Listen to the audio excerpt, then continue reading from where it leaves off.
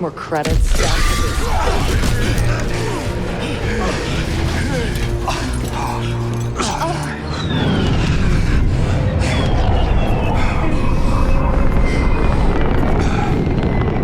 What's up, Meta Nerds? We're going to pull from every resource available to break down one of the most interesting variants of an iconic ship, the LAAT LE, or Law Enforcement. This was a smaller, sleeker, and less heavily armored version of the LAAT I, for infantry, gunship, designed specifically for law enforcement on Coruscant. It was built for speed and agility, with lightweight but effective weapons that made it perfect for patrolling dense urban areas and controlling crowds. You didn't have to take out enemy armor on a battlefield, just thugs in some alley. It measured 11.48 meters, 37 feet 8 inches in length, meaning the original LAAT gunship was a whole Editu Actis longer than this, and it was 5.76 meters, or 18 feet 11 inches wide, about 1/3 the original, or less than 3 Wookiees across. And with a height of 5.43 meters, 17 feet 10 inches, it was a Jawa shorter, or more than half an ATST. This police gunship featured a spoked cockpit and solar gatherer panels, which some things say this fully powered the ship, but this likely only assisted it, and would have had some sort of fuel system like every other ship we see, including the TIE fighters.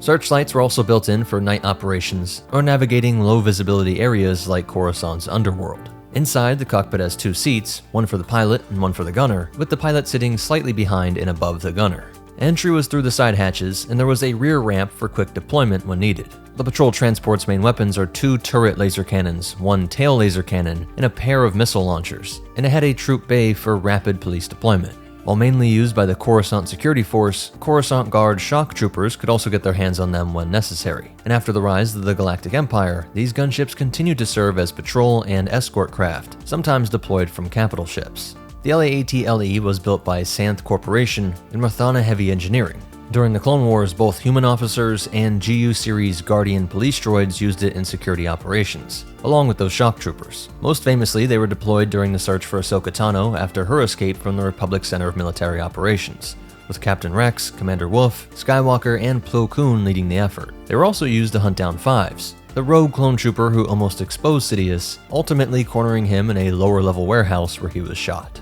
And there are some that can be seen in the Jedi Temple's hangar. After the Republic fell, the gunship was renamed the Imperial Patrol Transport and spread across the galaxy to enforce Imperial rule. The Imperial military used them to patrol rebellious planets like Lothal, and some were stationed on Star Destroyers, including Admiral Constantine's Relentless and Captain Slavin's vessel.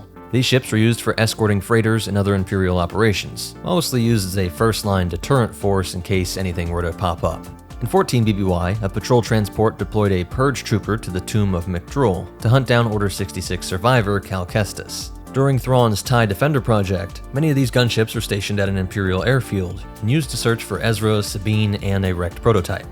Thrawn's assassin Rook later arrived in one to hunt Spectres and Ryder Azadi's rebels, and when rebels infiltrated Crawler 41324, patrol transports were sent to investigate but were tricked by disguised rebels. After Hera and Kanan escaped the Dome, 3 gunships pursued them, but Ezra and Sabine hijacked one and shot the others down. Price would deploy many of them to the Lothal rebel base, but she would ultimately be captured here. And it is upon one of these LAAT LEs that Ezra flew to Thrawn's Star Destroyer, the Chimera. Outside of Lothal, they can be seen on Mon Cala, where they discover a secret meeting between Leia Organa's team and Regent Utra, but Han Solo was able to take him out with a thermal detonator. On Sergia, they almost found a hidden rebel base, but Luke was able to crash a stolen speeder into one to cover their escape.